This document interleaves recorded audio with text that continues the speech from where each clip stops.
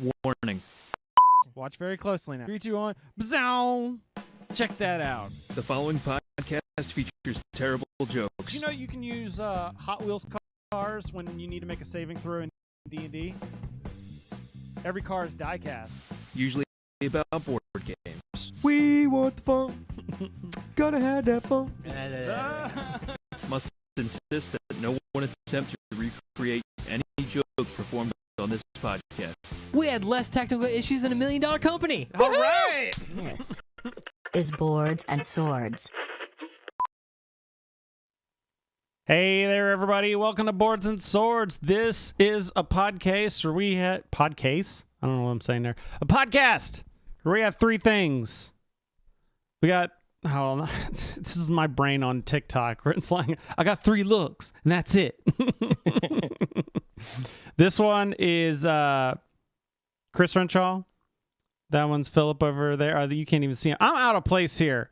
And I clicked the wrong thing. It's Philip Herbeck. In the background. We got bad jokes. We got good folks. And we got... And a little bit of gaming, tabletop news. Little tabletop-ish game in there. Philip, you got to stay. It doesn't work when you, like, move your face around. Thanks, Rusty Beetle. I honestly did not have a chance to... look at all that. So, and in the audio, I'm probably just going to edit all this out. This is terrible. It's great. What are you talking about? This is terrible. We're doing it live. We're doing it live, apparently. So, yeah, the happy day after Memorial Day. Supposed to be yesterday, but guess what? Holiday stuff happens. Philip was in a parade. I was in a parade. All right, you know what? We don't do bonus bits live typically, but I'll leave the stream running and I'll clip it afterwards, just so I can bring up the parade. Can you post the link in the show notes? Yeah, put it. So I can easily get to it. But yeah, that way, like, so people could see like Philip in the parade, or at least driving the truck, a U-Haul truck in the parade. You see my left arm. Are you waving? I am not waving. Oh, you just see your, like. You see my. Yeah, you see my that's left right. arm. It was like they still did the parade even though it was raining. Yeah, man. Wow. All right. Let's do some news.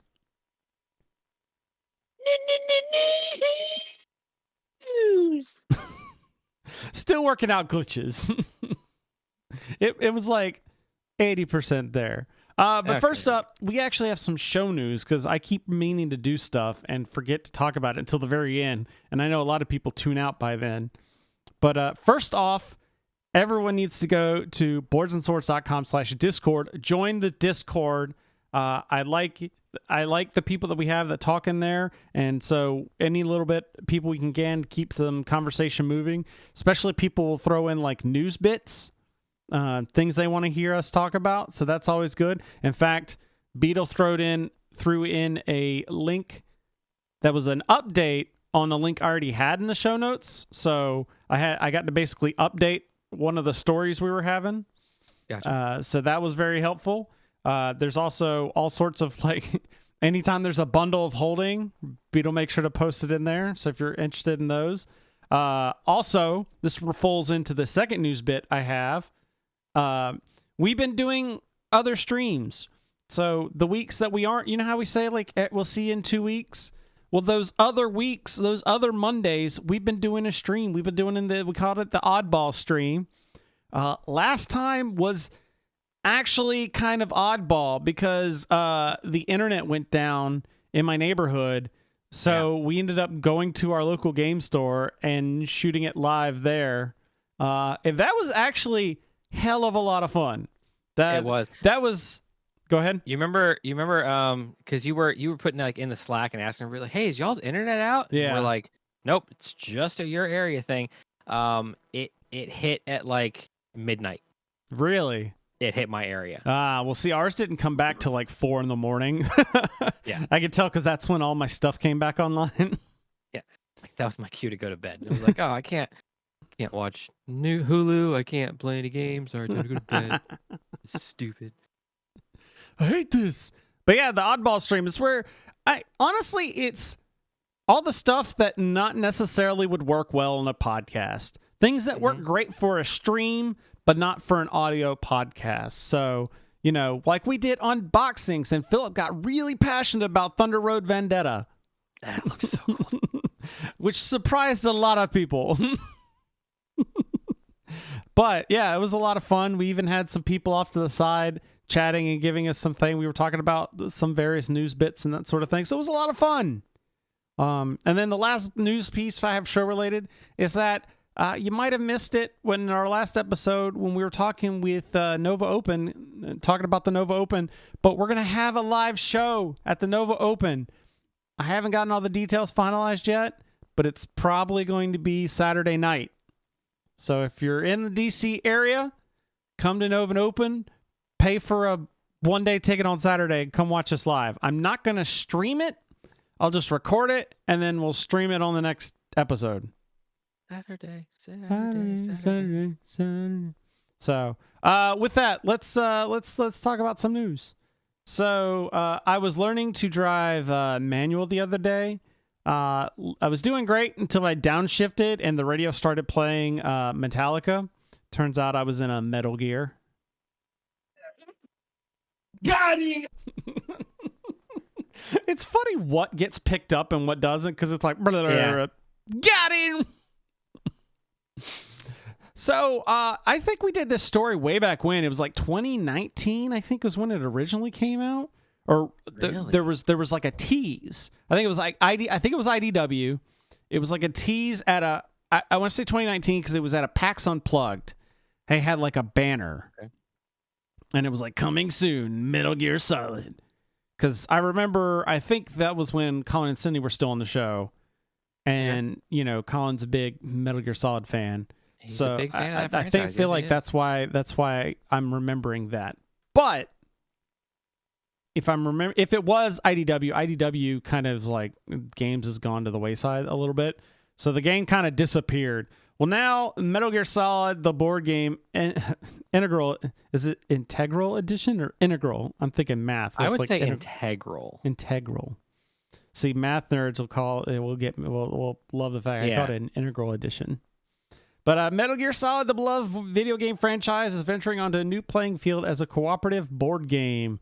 Designed by Emerson Masucci and illustrated by Marco Cicchetto, the game allows players to embody their favorite characters from the franchise, offering stealthy gameplay and intricate storylines reminiscent of the original video game series. The game is now available for pre-order, and this is a CMON board game. It's a CMON board game where they went to a pre-order instead of Kickstarter. Really? Yeah. I'm wondering if this is like, maybe they're teasing to see like how much can we get off of our website and not have to pay money to Kickstarter. Okay. Not a horrible business decision. Metal Gear Solid Integral Edition offers an enhanced gaming experience with fully illustrated 109-page graphic novel, bringing each mission of the game's campaign to life. It features a exclusive 13 centimeters tall Metal Gear Rex miniature as a part of the pre-order offer. They received these exclusive early patrons will you get stuff plus a $10 discount. Yeah, that's actually like look at that Metal Gear Rex. Yeah. Rusty Beetle's making all the jokes I could have made, where it's like it comes in a box that you can empty and then hide in, and then the snake.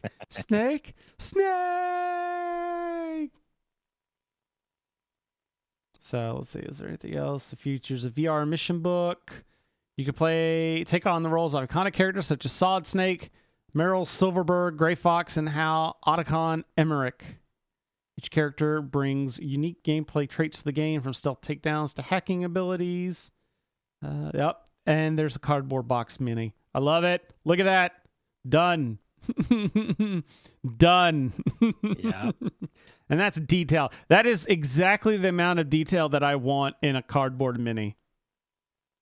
And the fact that there's a cardboard box mini that you put over your figures by itself is amazing. I love it. Like, that almost makes me want to buy it, even though I've only played like one Metal Gear Solid game, and that was 2. And that game blew my mind at the very end because I was like, what am I watching when it gets to the very end and it's like an hour-long video? Oh, yeah. Well, then it's like, here, you were doing this stealth game, but now we're going to get all political and like really blow your mind. So, all right, moving on. Last weekend, I went to an event where you can make your own leather. Turns out you needed a ticket to hide, though. But up. So, Ticket to Ride Legends of the West is a legacy board game served family style. It's a legacy version of Ticket to Ride.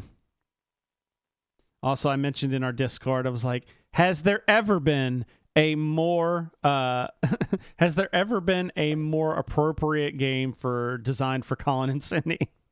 Yeah. Ticket to Ride Legacy set in the Old West. So apparently that last joke brought to you by Dario O'Brien. If we text Colin right now and he doesn't have this on pre-order, Yeah, I know, right? I'm highly disappointed. Pandemic Legacy turned a lot of heads when it came out in 2015, not the least of which was the head of Alan R. Moon. His award-winning game Ticket to Ride, launched in 2004, quickly became one of the hobby's vanguard titles, widely touted as a gateway into the marvelous, if ever so slightly intimidating, world of modern board gaming. Why not build a legacy version of Ticket to Ride? Pretty soon, his phone started to ring. I actually had some other offers from people over the years. We should do a Ticket to Ride legacy game. Well, maybe, but I'm not sure you would be who I would choose. Oh, wow. And then he goes, why wouldn't I go with the two main guys? That was really the first step for me, the two main guys being Rob Davio and Matt Leacock, who did Pandemic Legacy. So they've created Ticket to Ride Legends of the West. All right, let's see if we... players draw... Okay, wait. This is all the regular... Okay.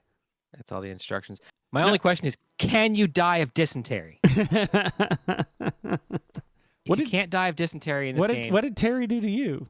What's that? Well, I mean, it's what Terry's gonna do to me. That's how you die.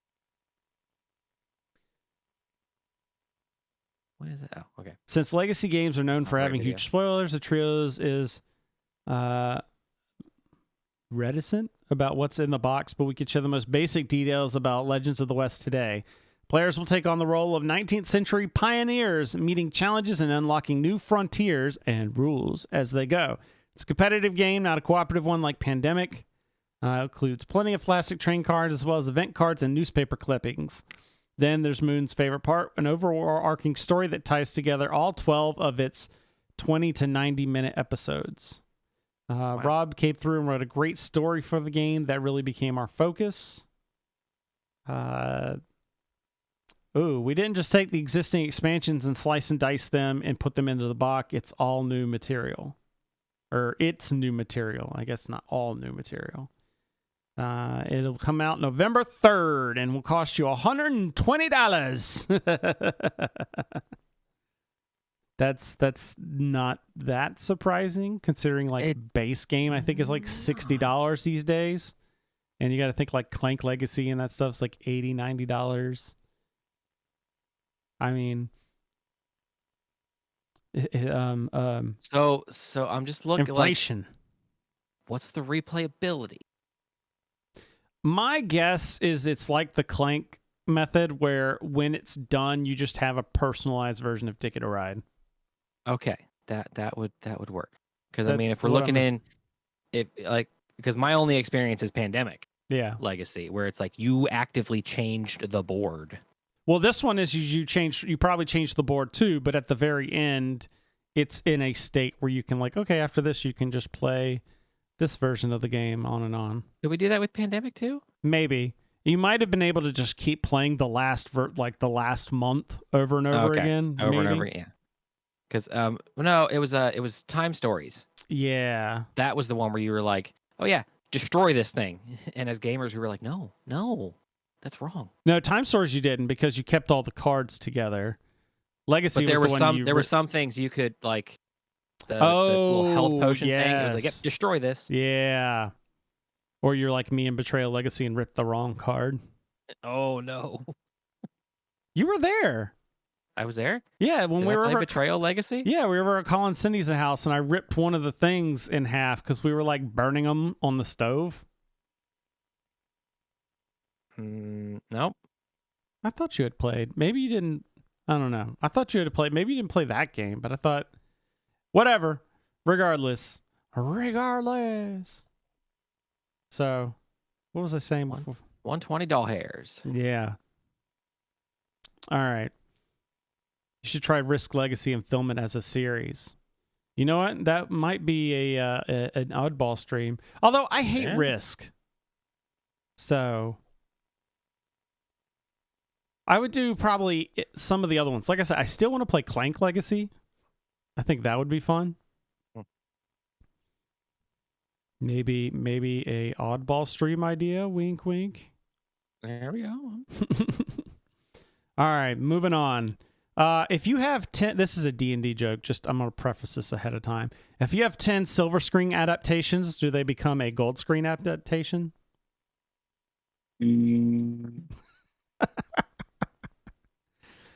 A lot of people haven't even asked about tabletop IPs. Film producer Chris Kaminsky on adapting Terraforming Mars and other board games for the screen. Oh, wait a minute. Risk Legacy has Mecha, by the way. Apparently, we're being told. Oh. Dun, dun, dun. So there's I'm not even going to scroll. I'm just going to leave it up here on here. Just if you're interested, the link will be in the show notes. But just the title alone was just kind of grabbing. It's the person that's in charge of adapting Terraforming Mars. And they're talking about like, man, nobody's even really looking into these tabletop IPs. And he's trying to like put forward the case that tabletop games is going to be the new video games when it comes to making movies. And it's hard to see this and go, maybe there's a reason for that. A lot of people hadn't asked about making tabletop IPs. Probably for a good reason. Then again, the D&D movie just made a whole bunch of money. Yes, it did. But I think it went to like digital way too fast. Yeah. It's already on Paramount. Yeah. It was like you sneezed and it was like, what? I can watch it on this? Oh, it does. Risk Legacy has Mecha. Nice. It's got the it looks like the thing from the second Matrix movie. Ooh. But on the shoulders, there's like so kind of like the alien loader, like co-pilots or passengers. Yeah. Nice. So I think the ultimate story is things will do well if they have if they have an audience. If they have an audience, well, not just an audience, it has to be a fleshed out world. You know, like D&D has a universe, like they've spent a lot of time developing that world. Yeah, like there are some games that you could do this in. I don't think Terraforming Mars is one of them. Yeah. Like Arkham Horror, but then that's just a Cthulhu game or a Cthulhu movie. But you could make it you can make it interesting. I mean, D&D was just a fantasy movie just set in the D&D world. It's kind of the same thing where it's kind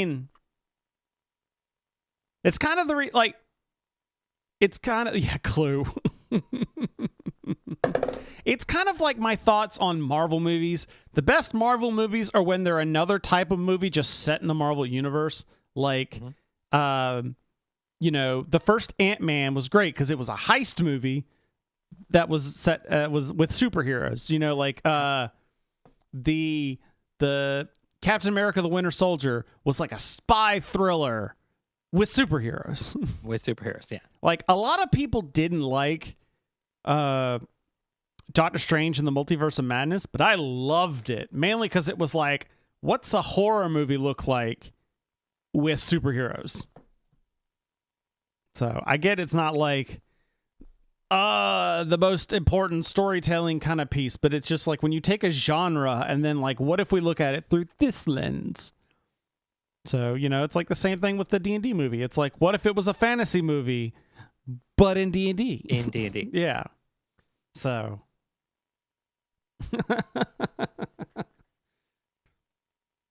Clue worked because it was oddball. I honestly, also because of the talent.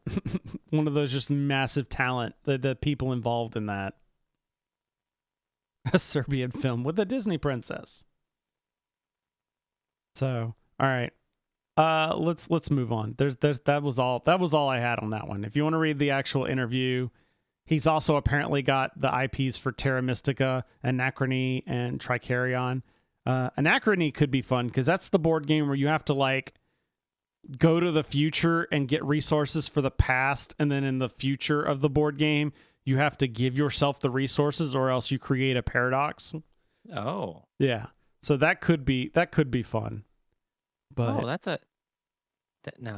it's similar there. So PAX East, the one we went to in what 15, 14. In the indie, it's on there somewhere. In the indie game hall, there was a it was Mario Brothers. All right, that's what it was. It was Super Mario Brothers, but legally distinct. But you played it backwards. Oh, nice. So like you had to, if you had the fire flower and you were traveling backwards and you saw the fireball, like you had to be in the right spot to basically throw it out, so re-catch it, or else you didn't do stuff. Like you had to hop on the monster to bring the monster back to life. Like you had to do everything in reverse. Yeah, it was. So a little bit of future casting, nice, making sure you do stuff where So, moving on.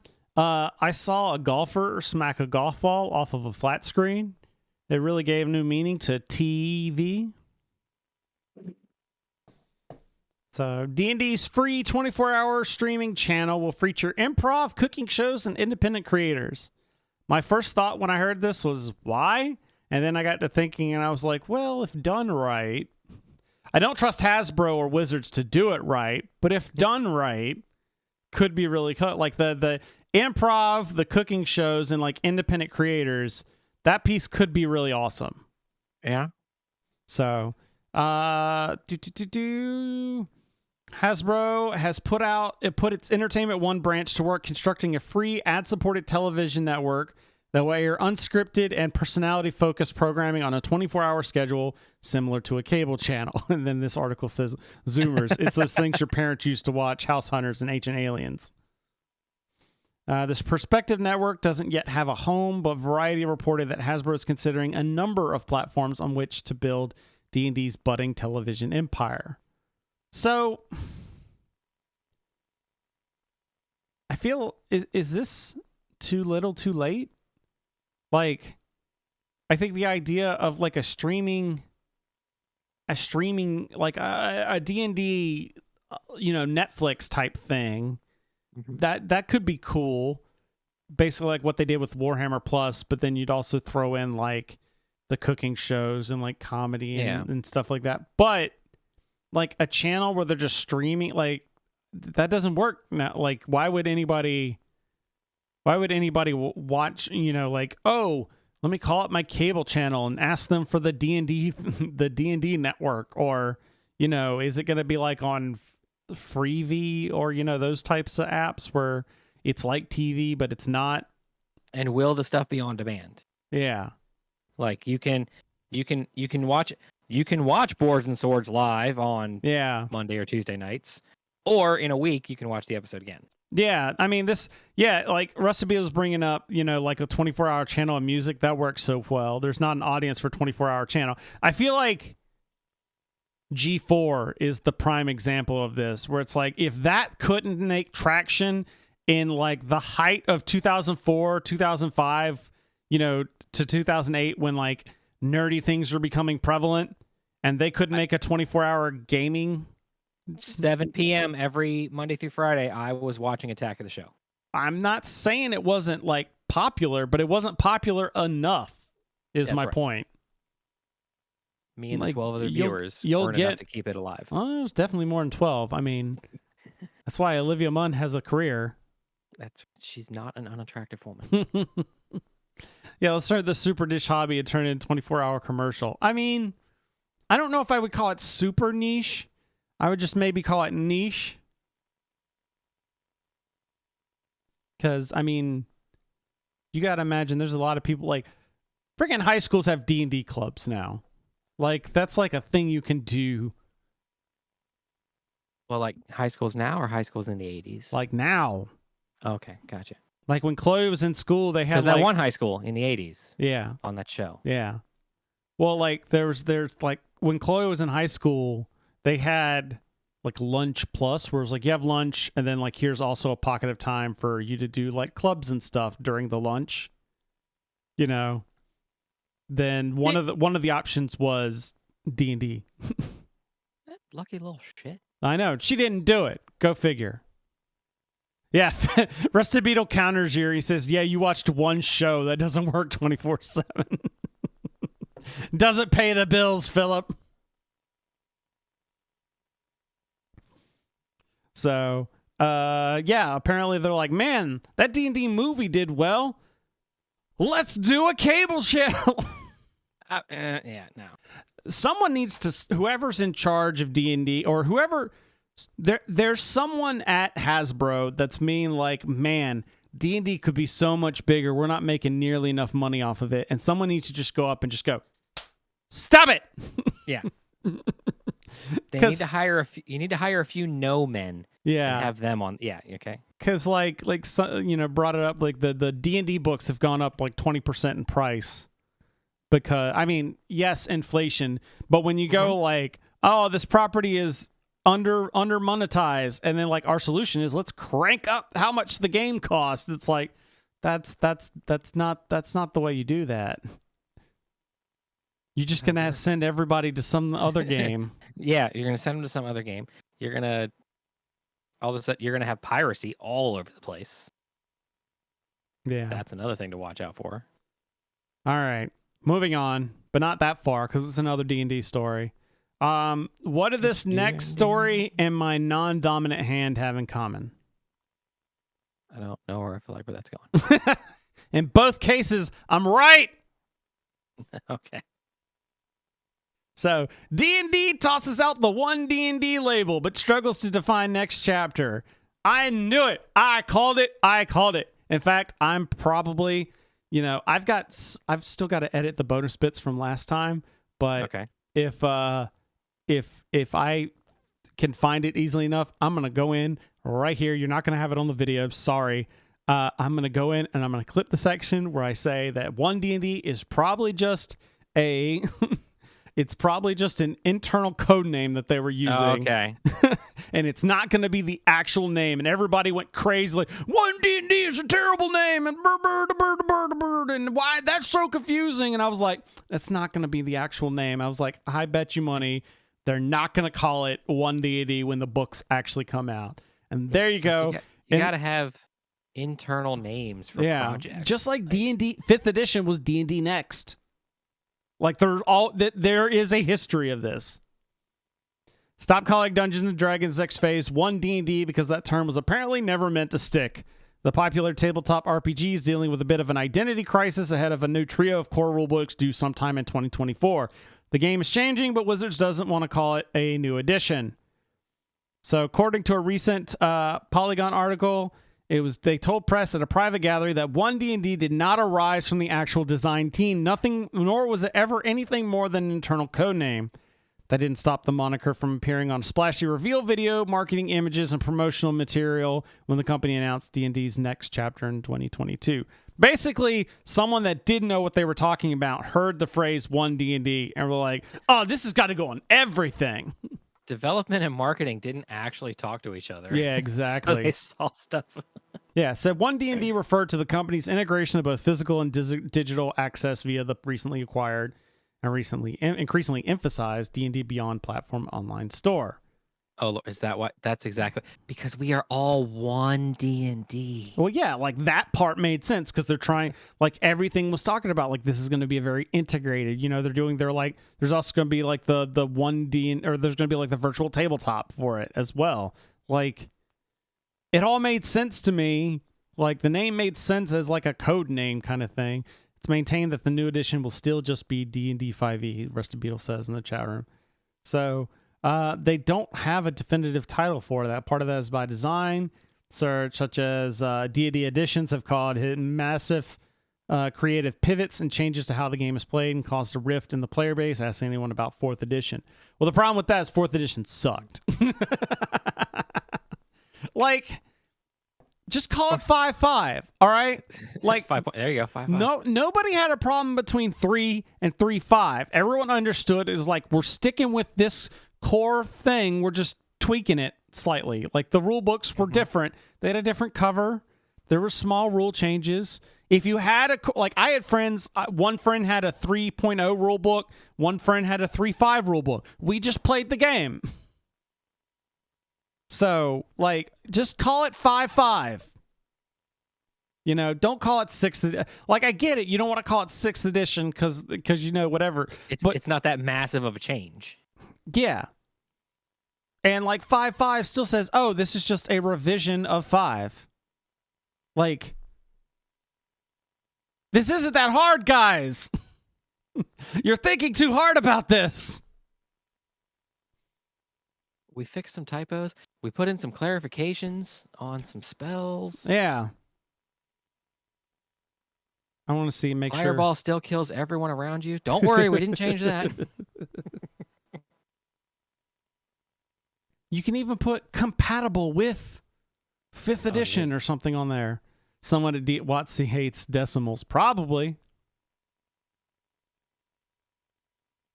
So, all right. Last up here, we have it's time to spiel the beans on this year's best games. And that's the Spiel Jahres 2023 nominees are announced. I've heard of like none of these.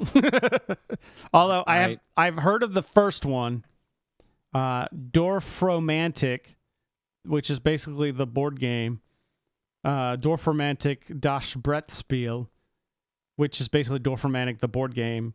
I've heard of that, the video game, Dorfromantik. Okay. Like, there was a period of time where like a lot of people that were playing digital board games were like, this game is great. Like, it was a video game that just happened to like attract board gamers. Dorfromantik. Okay. Yeah. So like, but apparently somebody made a board game version of it, and apparently it's really good because it got nominated as one of the Spiel Jahres. Then we got Fun Facts. That sounds like fun, Philip. Doesn't the game Fun Facts sound like fun? What better word next to fun could be facts and just make a great game? Are the facts really going to be fun, though? I bet they're going to be so much fun. So much fun. They wouldn't put fun in the name if the facts weren't fun. Also, maybe that's the object. Maybe that's the object of the game, is to make the facts fun. That I hope that I know nothing about this game. I really hope that's it, because if not, that is a far better game. And then Next Station London. Which, again, that sounds like the most boring title ever. And then the Kennerspiel des Jahres, which is like the enthusiast game of the year. Challengers! And then Icky and Planet Unknown. The only thing the game I've heard the most on this list is in the Kinderspiel des Jahres was Mysterium Kids, because I had heard that they made a kid version of Mysterium. So, okay. I'm just growing increasingly further away from the mainstream, well, quote unquote, the mainstream of the hobby board games. I'm saying mainstream for like what like the Dice Tower would be reviewing. Oh, I like it. That's not a hat. This just sounds like a children's book. That's not a hat. All right. Okay, so there's a watch it played instructional video for Fun Facts. Oh. But just reading the description, you put so the example they use, how long is the perfect nap? Okay. And then looks like the game pieces are all colored arrows. So you write your answer on one side, you write your name on the other, you put them name side up, and then you organize them in what you think they get organized in what you think is like lowest to highest. Yeah. And then when you flip everything over, you pull out the ones that are out of order, and what remains gets scored. I mean, that's just wits and wagers, except for you don't have the final answer. Yeah. Like, that's exactly the point of wits and wagers. Just you're guessing. That would be like all that is wits and wagers, but everybody puts their vote face down, and you organize them what you think is the right order, and then flip them over and order them right. Because that's literally the point of wits and wagers, is how many U.S. presidents were left-handed, and then you write down what you think your number is, and then people vote on who's got the right answer. In general, how long do you take to shower? Like, that's a game of the year. Yeah. I mean, how interested are you in becoming a spy from 0 to 100?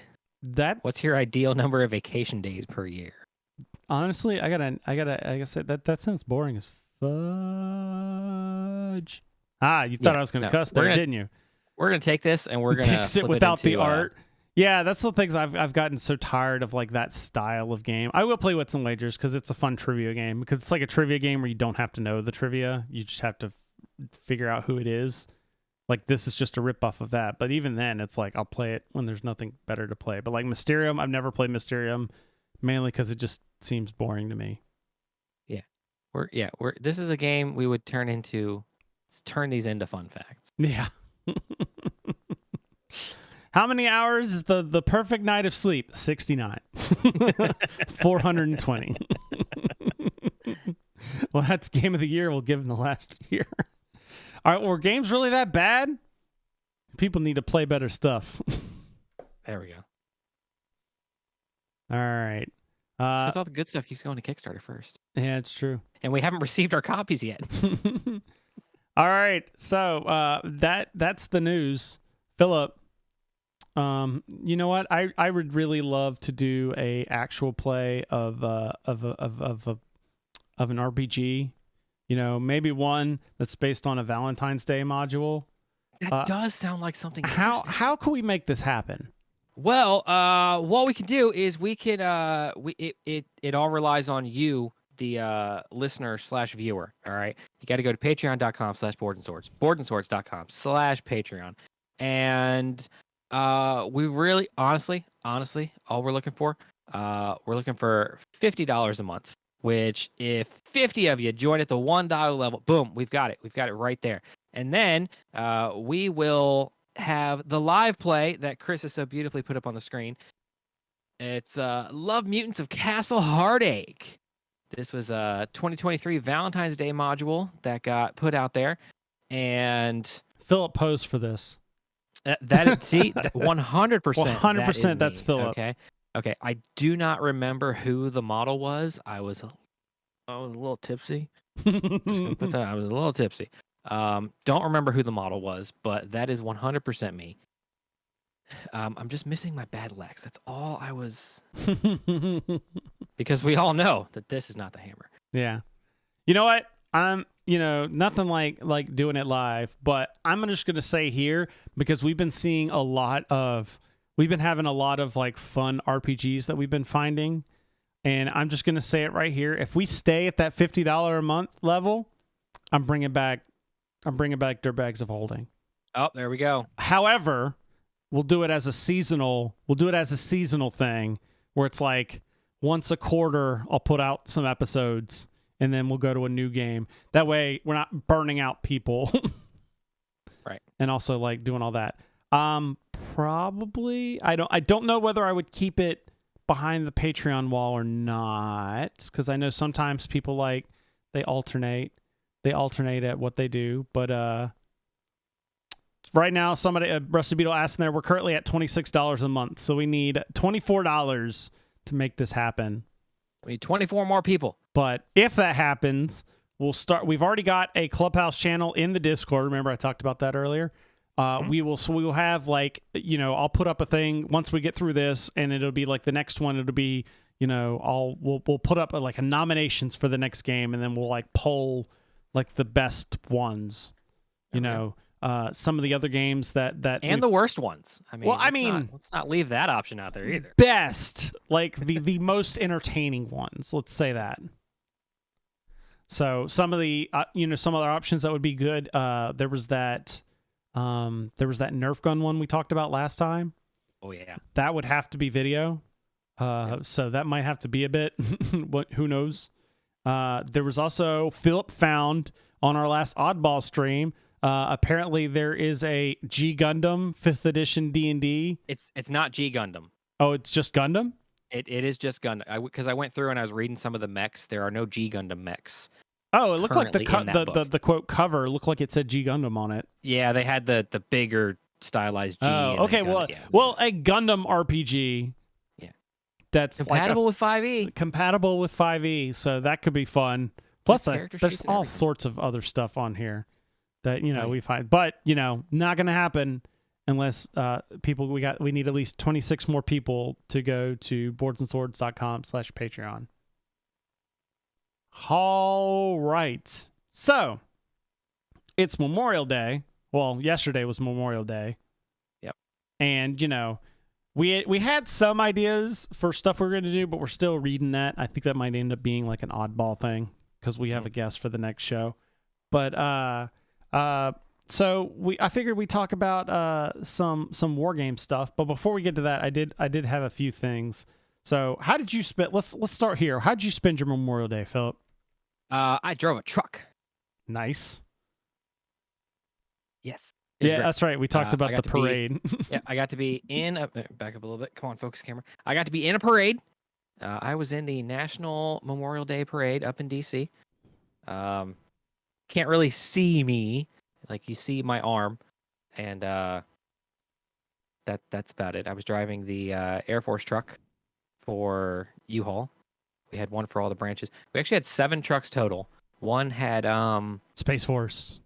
One had 9/11. Remember what the? That's weird. Oh, okay, closer. There we go. One had 9/11 remembrance on it. One had Pearl Harbor remembrance on it, and then the 5 branches were represented. So yeah, I drove the U-Haul. I drove the Air Force one. It was neat. Don't run over the people in front of you.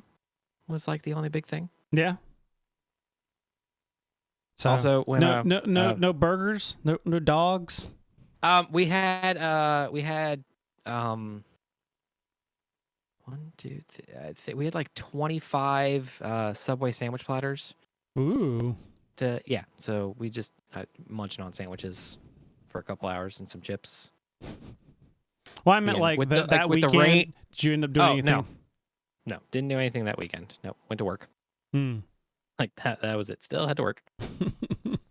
Also fielded a whole bunch of phone calls of like, are you guys open on Monday? Yes. We're not a government agency. We don't close. Like, I don't know. That aggravates me a little bit that people are always like, are you guys going to be closed? Well, you could always not show up. Like, help us out. Don't show up. That would be great. Well, I decided to, just before we start talking about the other thing we're talking about, I wanted to show this is how I spent my Memorial Day weekend, and that was playing BattleTech. I talked about how I had taught my dad BattleTech at the last time I went home to visit. So I had gone home to kind of like, holiday consolidate to where it was like Mother's Day, Father's Day, and my birthday, just all in one. There you go. And we pretty much spent like all day Saturday playing BattleTech. Like at first it was just my dad and myself, but then we managed to get my brother playing, who, again, like I mentioned with the Dark Souls things, he doesn't play board games really, and we basically had to like drag him to the table. But then when we sat him down and he got to see all the different mechs and like find his own, like not only just what I had, but just looking online at all the different mechs that there are, and then just being like, okay, well, I'm going to say this is that mech kind of thing. Okay. And then I didn't have the sheets for it, so I was like, oh, here, use my tablet, and there's that flex sheets, or it's like sheets.flex.net or something like that. And he was able to do it that way. And, you know, whenever you get like hit in the arm, like the arm glows red for like, you've taken battle damage and stuff. So he was loving that. But yeah, like I've got on the screen here, it just shows one of the battles we played where it was like, okay, well, we're going to do like a 2v2, except for it was like 2v2v2. So my brother picked 2 mechs, and like my dad picked like, he put all of his points into one mech, which is the one that has like all these like Gauss cannons. Its job is to just basically sit there and deal like massive amounts of damage. It's like the sniper. Okay. Imagine a sniper with like 4 sniper rifles all firing at the same time. Nice. So that's what he did. And then I took the more medium approach where I took like one big mech and then one like a little bit smaller mech. And because like my dad had no points left, so he had to just pick like this really weak mech that I just blew off the map in one shot. Like it took. Yep.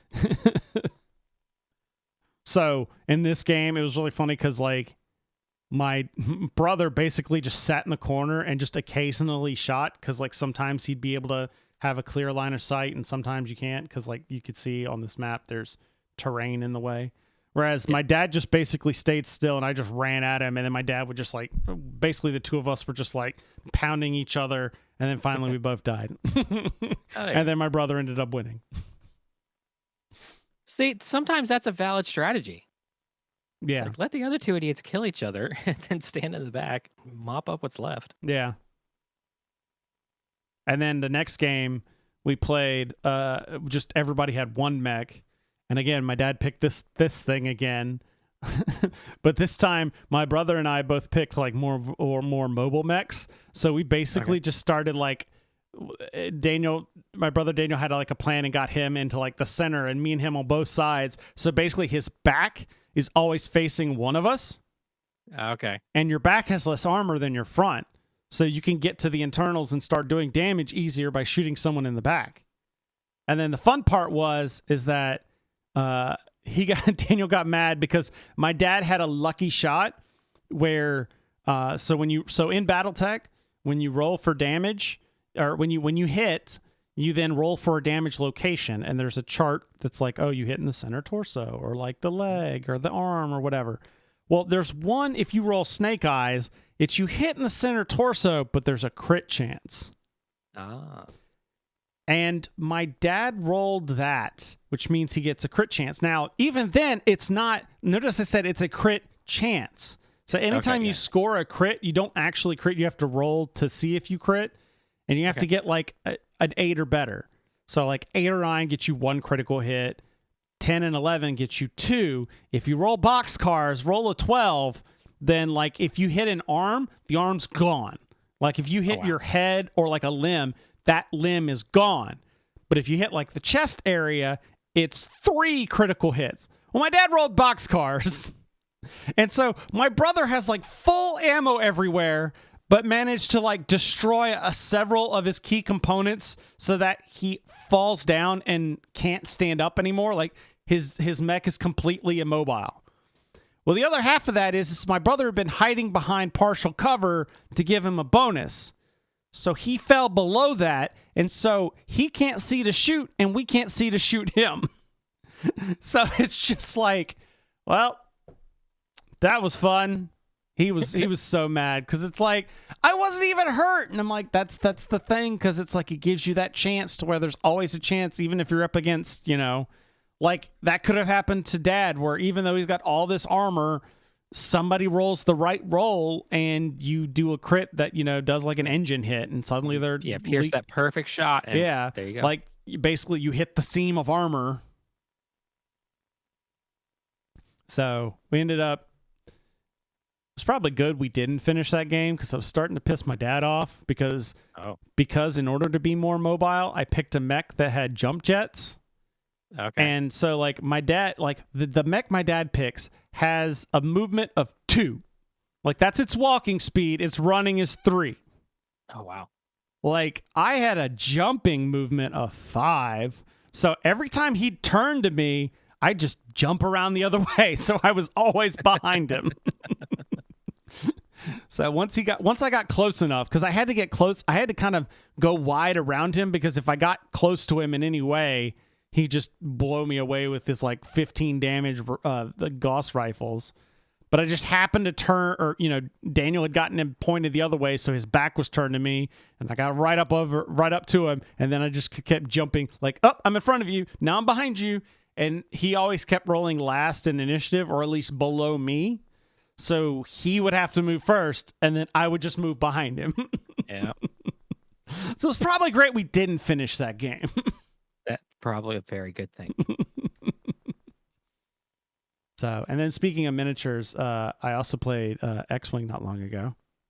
Oh, yeah. So finally broke up that stuff. But, that's not the only thing we're here to talk about. So I was talking with Philip, and we were like, hey, it's Memorial Day. We should talk about some historical games. So I've got up here, the Board Game Geek, kind of the War Games category. We're specifically talking historical. So we're not going to talk about War of the Rings 2nd edition. No. But talk about even though it's from 2011. That is history. True.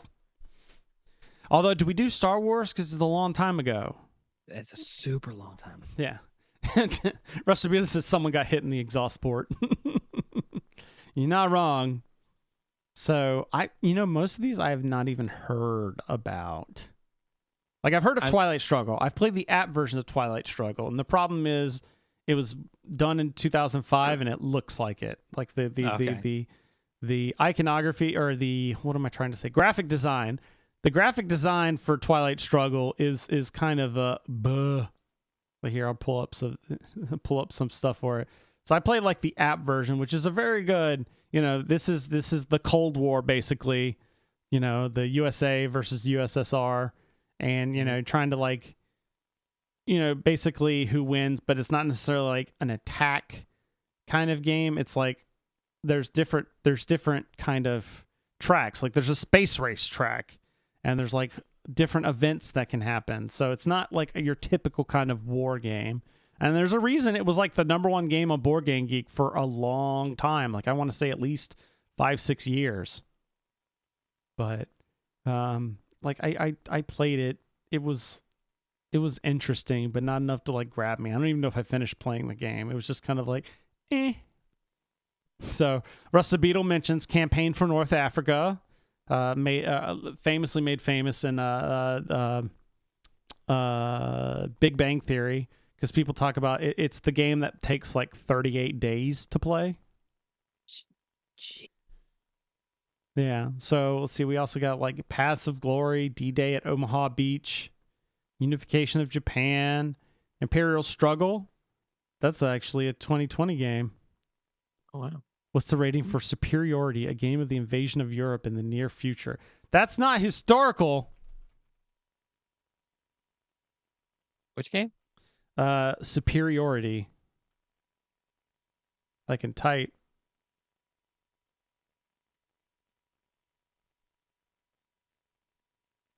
Game of invasion of Europe in the near future. Let's see here. 4.5. It is a 1.0 out of 5. It does not have a ranking. It's an abstract game representing modern warfare between Soviet and American forces. Remember how I was talking about there's probably games that I was talking in the pre-show bit about there's games that people in the chat room probably have played. Yeah. Rude is on here, but that's not war game. I did say, because I was number 1 and number 14 aren't they're exactly what we're looking for. Well, it's war games. It's just not. It is war games. Yeah. It's fantasy war games. Numbers 9 and 11 are the same game, just different theaters. Yeah. I think there's a lot of that because I know Command and Colors series is very popular because I think Command and Colors uses the same kind of card system as Memoir 44, where the board has theaters. So there's 3. So imagine your standard Monopoly board cut into 3. Mm-hmm. And you have cards to play. So you'll have units on all 3 sections of the board. And in order to move that section, that unit that's on that board, you have to play a card that says, okay, activate the right flank or activate 2 flanks of your choosing kind of thing. So gotcha. It's not like you can move people on that. If you see somebody playing a bunch of cards for that side, then you could play. Now that I kicked the camera. you could play cards to be on that side. I'm like, oh, what's the chance he has another card in that section, so I could like play and activate those units, kind of thing. Virgin Queen. That. Ooh, somebody. So I'm in commands and colors, and instead of the little square piece markers, somebody went and did like miniature mock-ups. Oh, that's actually really cool. Cannons and commanders on horseback, cavalry, riflemen. That is kind of cool. Advanced Squad Leader keeps getting brought up a bunch here. Conflict of Heroes. I know that's you get in your World War II. Same engine. Yeah. Commands and Colors is a series. Same engine, different wars. But yeah, I want to say, like I said, I think Command and Colors uses the same, or at least Memoir 44 uses the same. All right, re-implemented by. All right, now I have to look this up. Oh, it's War of the Ring 2nd edition is in first place. Yes. War of the Ring 2004 is down at 22. All right, I have to figure this out now. Oh, Market Garden. I thought it said Market Gundam.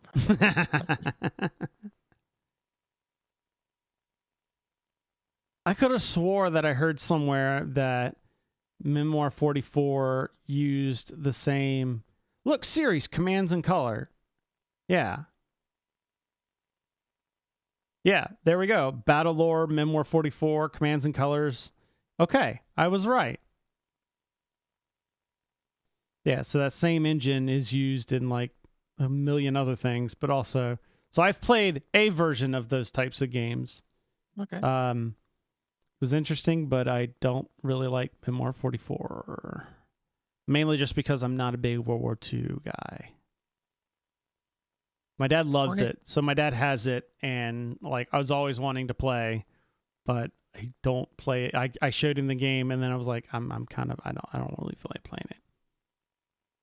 Hornet Leader Carrier Air Operation.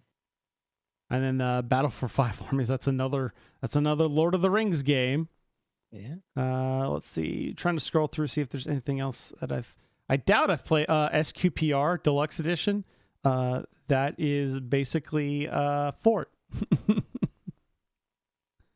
It may be. Well, this might be different because this was printed in 2008. Unless, maybe not then. Okay. The original version of Fort from Leader Games was originally called SQPR, so I thought maybe that was it, but I could be wrong there. X-Wing Miniatures game. Hey, that's there you go. There's Memoir 44. Yeah. What number? 65. Oh, okay. Yeah, let's see. So yeah, I like there's a lot, and some of these, like, if you're a fan of a game or of a war, there's a crap ton of stuff for it. Yeah, so this is what I was talking about, like there's different flanks of the board. It's boards and swords, not boards and sandals. Oh man. That did not do anything. But yeah, so you can see here the board is split up into like 3 parts, and then there's like a beach kind of thing, and you've got the thing had hundreds and hundreds of tanks, and the little, what are they called? The little caltrop looking things. Oh, tank traps. Yeah, but there's a term for it.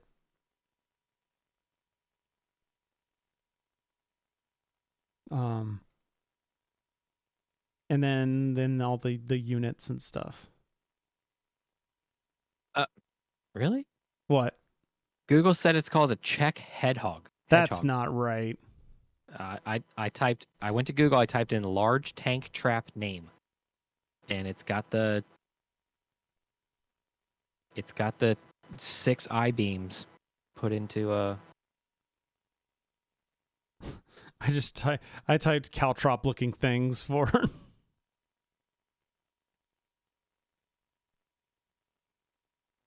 Okay, what are those metal things on Normandy? And just all stop the game. Like, was it?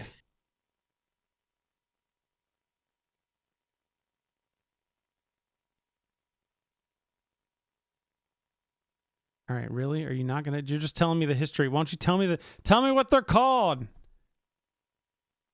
Oh, somebody. Here it says Czech hedgehogs, but I swear they were given another name. So Hoser40K says, I do own War of the Ring. I've earned it for years, even paid up the minis, but never played. I've even picked up the giant game mat. I do want to try it. I've seen Operation Overlord. So Operation Overlord for Memoir 44 is basically you have to have 2 versions of the game. And you basically playing like double size. Oh, was that it? Did I just see? Yeah.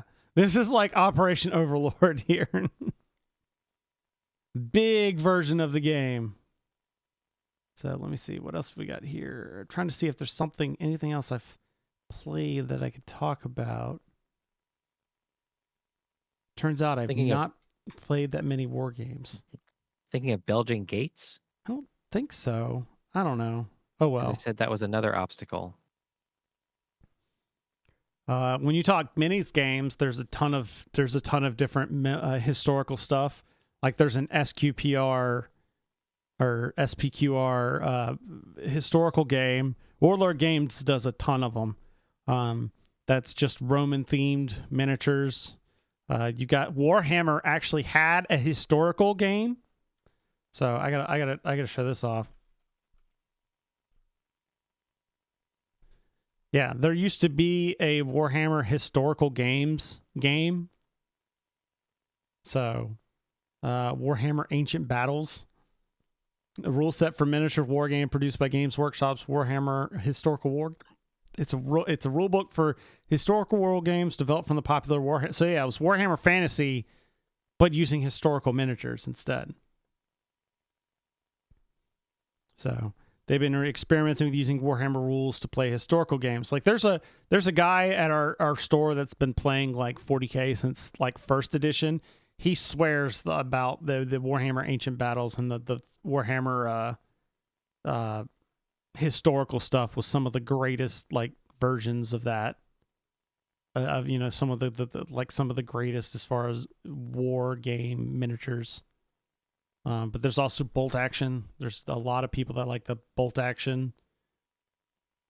And then, there's even Blood and Plunder is a pirate themed one where you can be like Blackbeard and stuff. Oh, cool. They even have like boat miniatures that you can you play galleons that you play on. Like, you just have like your mat is just water. And then you have like your galleon, and then you have like planks, and like your guys will run across to the other galleon and stuff.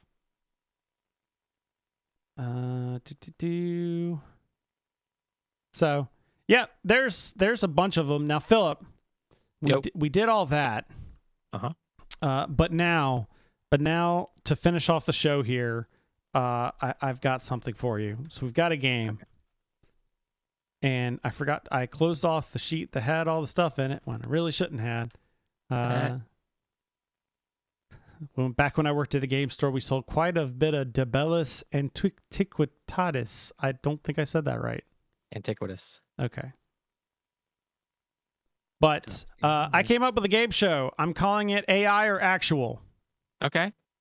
So basically, took me a while to finally get this out, but I was like, ooh, I'm going to have ChatGPT generate a bunch of board games, and then I'm going to compare it with like the bottom of that. So that wargaming list we looked at, I went to the very bottom, the last page, and grabbed a bunch of those. It took me forever to actually get ChatGPT to like come out with something that wasn't as, it was like the Battle of Normandy. And I'm like, I'm pretty sure it's probably a game.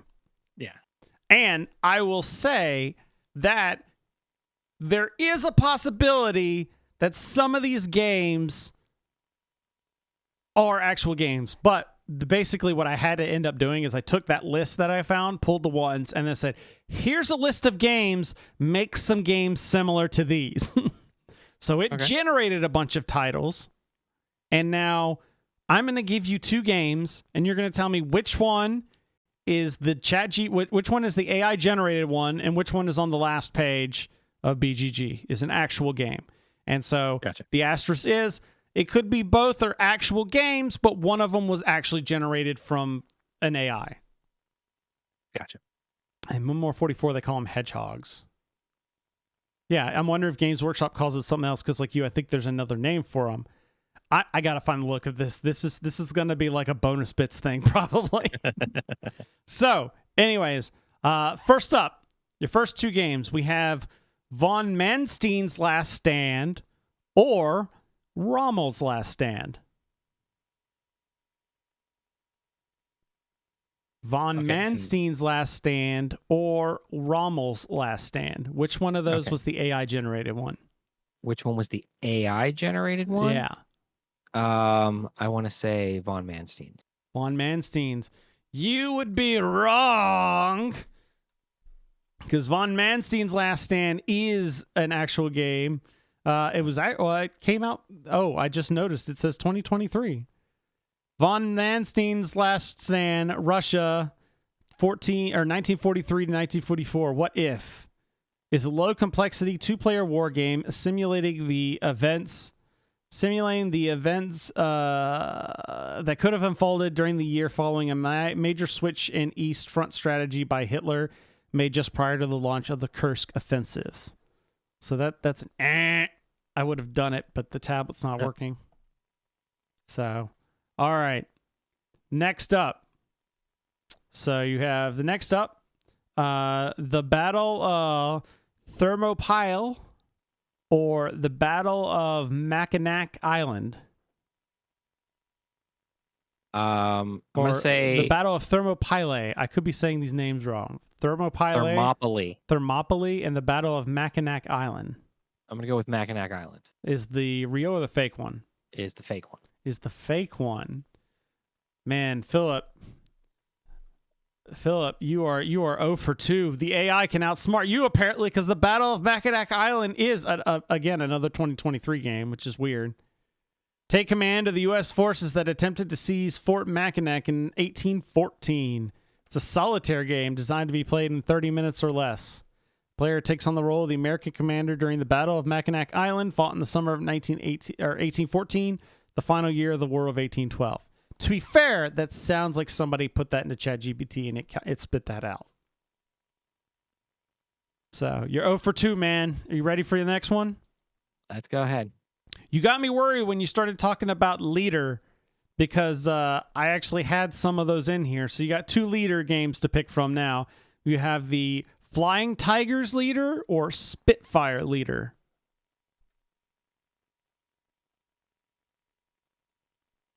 I'm going to go with Flying Tigers is the chat one. Is the chat one. All right. Flying Tigers leader versus Spitfire. You chose Flying Tigers. Someone's 0 for 3. Flying Tigers leader. Again, another 2023 game. I did not look at the years when I picked these games. Command the Flying Tigers in the air war against Japan. In this game, you'll be able to try and blunt the Japanese thrust into China and Southeast Asia. The campaigns will cover the fighting in Burma, particularly Rangoon, China, and Indochina. There will be new pilots and targets, as well as new events and campaigns. Oof. All right. Do you like your years? Because I got two of them here for you.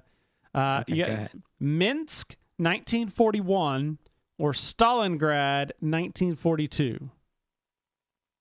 This is where I said these games could be real, because it's entirely possible one of these or both of these games actually do exist. But one of them was spot out by ChatGPT. I need you to tell me, was it Minsk 1941 or was it Stalingrad 1942? I'm going to go with Minsk.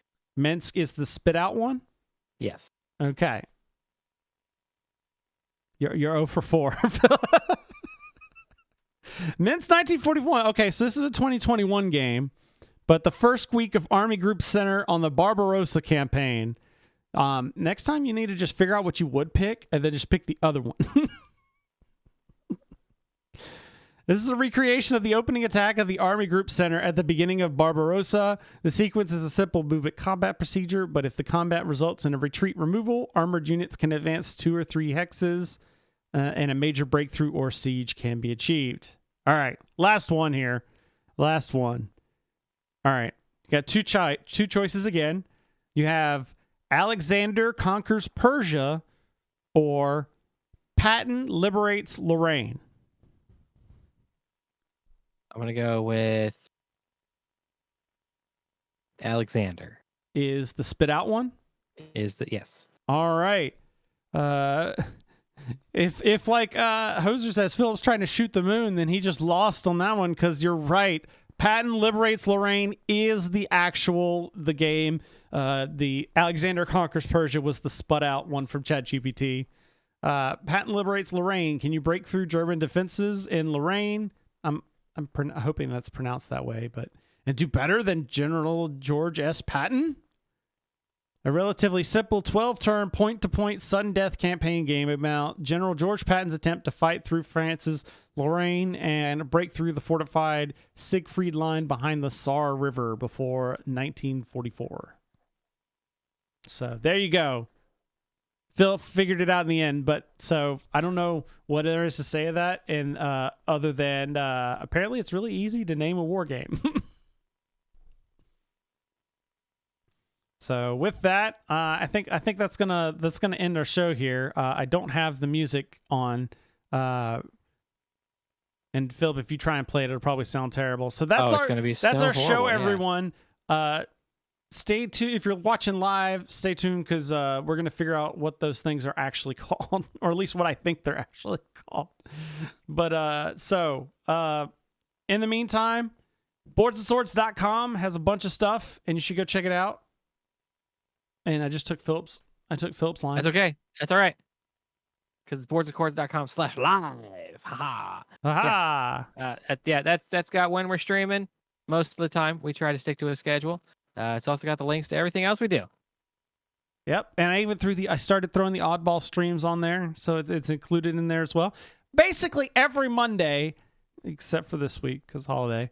Every Monday, 7 o'clock Eastern Time, boardsandswords.com/live, youtube.com/boardsandswords. We're going to be streaming. So be here. We'll be doing some sort of content. Let us know. There's an oddball stream if you've got weird Kickstarters you think we should check out. But other than that, give us feedback. We love it. Boardsandswords.com, like I said, or feedback@boardsandswords.com, facebook.com/boardsandswordspod, or Instagram.com/boardsandswordschris. In the meantime, we'll be back with the actual podcast in 2 weeks. We'll be back next week for the oddball stream. But until next time, you can check us out.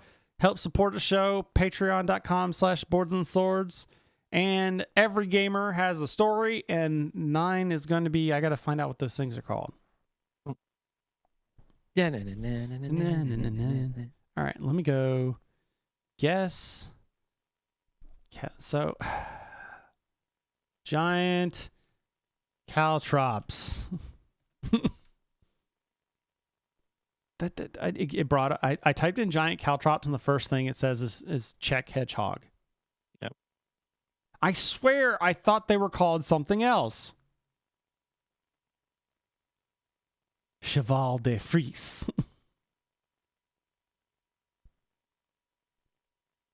I don't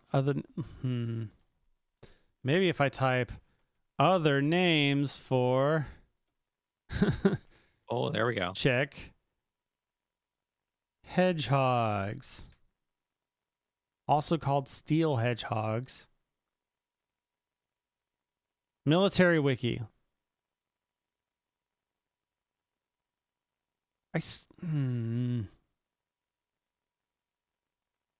I don't know. Maybe I'm Dragon's Teeth. That's I heard Rusted Beetle. Yeah, Rusted Beetle had said that. But those are actually something different. Apparently, it's like these little dome or these little triangle concrete pyramids. Pyramids, yeah. I don't know what I was thinking of. Maybe it was just I always called them caltrops because they just look like giant caltrops. Was the name of a static anti-tank system. Man. This is going to bug the shit out of me. You're going to wake up at like 2 a.m. Yeah. Just do that straight, that bolt upright. Ah, it was that. Yeah. They're big versions of caltrops.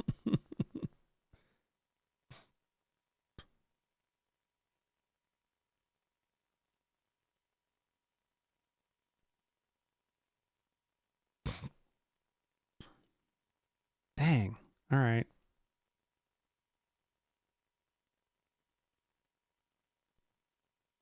Tank traps. So he talked about, yeah, that got brought up. Tank traps. Flames of War. Uh-oh. Rusted Beetle's got a quick question. Yeah.